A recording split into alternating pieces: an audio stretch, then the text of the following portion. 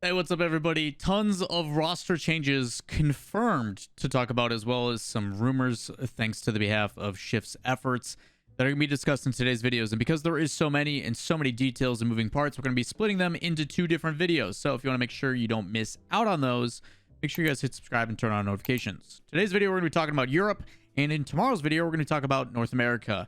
You know, I thought Europe was going to be the one to be making a bunch of changes, but again, North America with a ton of different moves. So with that said, let's jump straight into it. First team we've got to be talking about is the one and only Vitality. We have talked about them at length over the past few months, I would say, just due to the conversations of them missing out on the major and something needing to give. And the first thing that is going to entail is a former retired player in Ferra coming back as their coach. If you guys didn't see the news on Team Vitality's Twitter, they do say fresh blood, same ambition, same goal. Welcome to the legendary Ferra as our new Rocket League head coach. For those that don't know Ferra's situation, he was formerly of the team Solary, where back in June, on June 26th, he decided to retire. The roster originally was Ferra, Shawzet, and Astral, with Ferra deciding to retire, Shawzet going to Semper, and Astral going to K-Corp. So as they split their ways, we weren't sure when the next time we were going to see Victor was. We didn't really get a whole lot of information, and he remained relatively quiet over the next few months, which is kind of interesting. I did see him having more of a forward presence on his social media, on like Instagram, where he was going out and starting to do things. And I think I saw him as a panelist at a certain event where he talked about esports. But other than that, Ferra's kind of kept to himself. We haven't really seen a whole lot. So this one was released on March 30th, and it was pretty exciting. You even had Ferra speak on this from his own behalf, saying, super happy to be back and extremely excited to start a new chapter as coach for Vitality. Let's get to work. Trophies are waiting for us. Alongside that, Team Vitality then does say, you've been part of the team for almost 2 years. You led the team to victory in the European Championships last year, and thank you everything you have done for us, Mout. Because obviously if you have one coach coming in, the other must leave.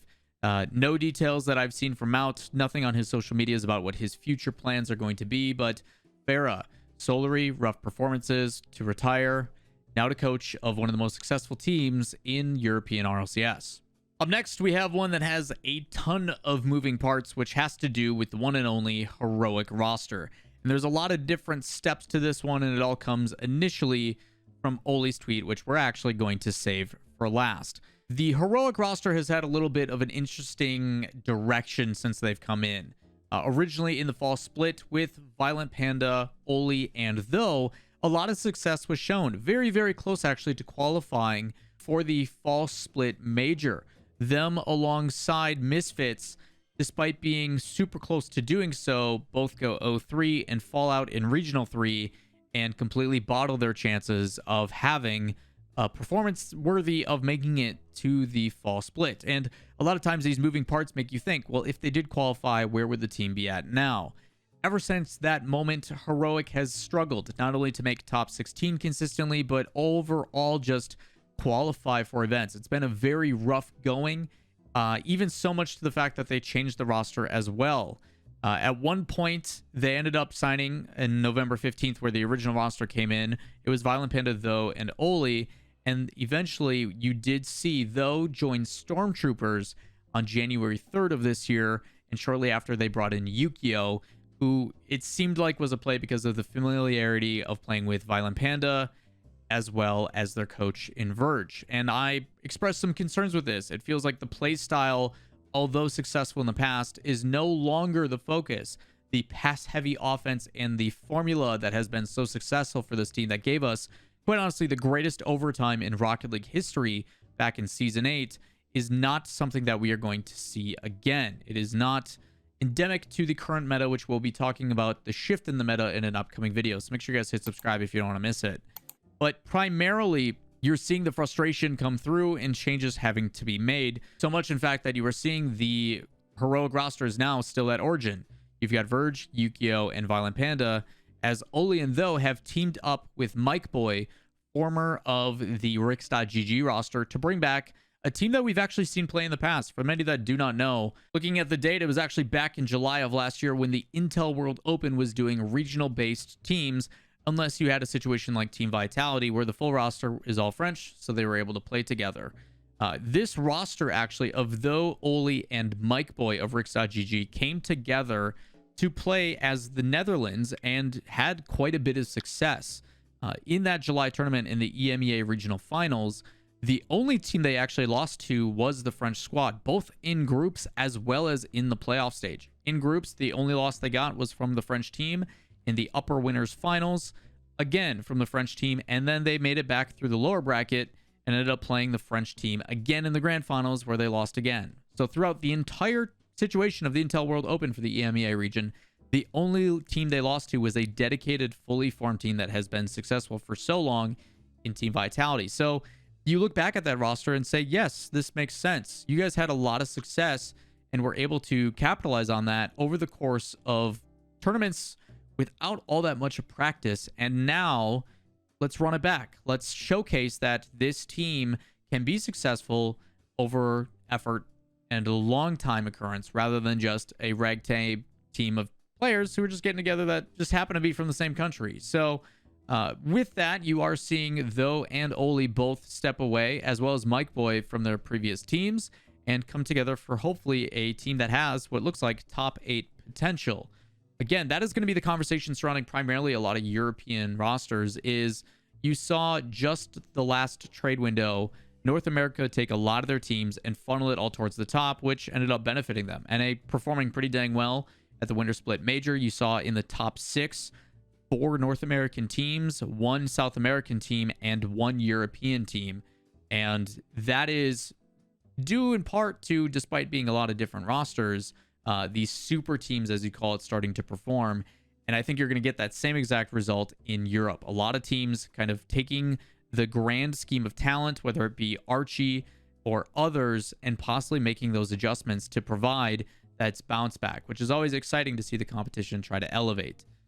With European talent in general, there is a lot of it, and maybe you will start to see that acclamation or a lot of these teams come together and try to top heavy these rosters to give a chance in international competition, because it does make a big difference for how many spots are associated to the World Championship. So with that said, Heroic is still going to be looking for a player, but as of right now, 3 rosters coming together, Mike Boy, Oaly, and Though, to give us a new roster that is looking for a organization to represent, as it shows in Oaly's tweet, which is most likely displaying during most of this conversation. So that is the situation as of right now. Those are the only official things, but if you would like to see some of the trade rumors, I will be doing my best to take some of the information provided by Shift and their efforts and putting it in my roster document. If you guys don't know what that is, if you guys go into the description down below, there is a link to the roster doc, which will update periodically throughout the trade window. For those that do not know what the trade window is, and there's a reason I'm saving this for last, is just to dedicate to it in the RLCS rules this season. And if you haven't seen me talk about it, after the end of every single split, in this case, the end of the winter split, we now have the spring trade window, which will go from March 28th until April 17th. Rosters are allowed to change 1 starting player at any capacity during this time frame. So there is a lot of moving parts, a lot of scrims, and a lot of, I guess, basic trial and error to find out the best player for their teams up until April 17th. A lot of these have already been happening. A lot of these teams have already been making adjustments and scrimming together unofficially as soon as they were either knocked out of the running for the spring major, or in this case, the winter major, in hopes that they can make the spring major. So this document, I'll do my best to keep up to date, and we will be updating them periodically on my stream, where I stream every day but Tuesday and Sunday, if you would like to come and talk and discuss some of these rosters. But this is kind of the place to go and look all in one spot rather than trying to scour all of Twitter.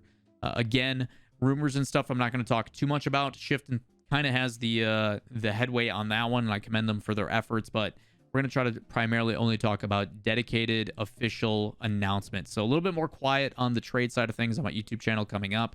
But again, credit going to Shift and their efforts and how they bring all this stuff to light. So with that said, if you guys are trying to stay up to date on all the official announcements and some of the theories of how I feel these rosters are going to perform, we'll be trying to do some deep dive analysis on the results and the performances and things to showcase in more of a deep analysis and, I guess, breakdown of the things we've seen of these teams rather than focusing on the rumors this trade window. So with that said, if you guys want to make sure you don't miss out on that, or if you have any suggestions, let me know in the comments down below.